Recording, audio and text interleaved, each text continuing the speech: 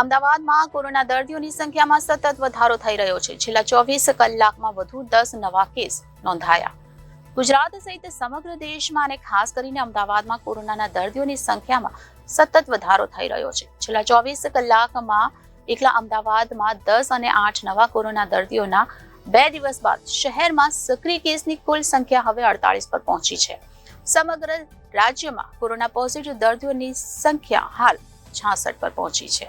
ગુજરાત સહિત સમગ્ર દેશમાં અને ખાસ કરીને અમદાવાદમાં કોરોનાના દર્દીઓની સંખ્યામાં સતત વધારો થઈ રહ્યો છે. ખાસ વાત એ છે કે ગુજરાતમાં નવા વેરિયન્ટના કોરોના દર્દીઓની સંખ્યા હવે 40 પર પહોંચી છે. આરોગ્ય મંત્રી ઋષિકેશ પટેલના જણાવ્યા અનુસાર ડિસેમ્બર મહિના દરમિયાન રાજ્યમાં કુલ 8,426 કોવિડ ટેસ્ટ કરવામાં આવ્યા હતા, જેમાંથી 99 રિપોર્ટ કોરોના પોઝિટિવ આવ્યા હતા.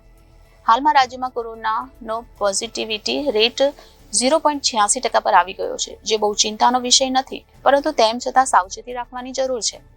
નવા વેરિયન્ટના 22 કોરોના દર્દીઓ સ્વસ્થ થયા છે, જ્યારે બાકીના દર્દીઓ આઇસોલેશનમાં છે.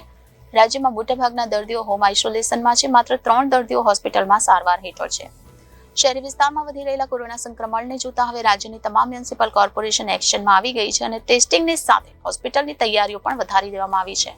Bureau report, Janadesh news, Ahmedabad.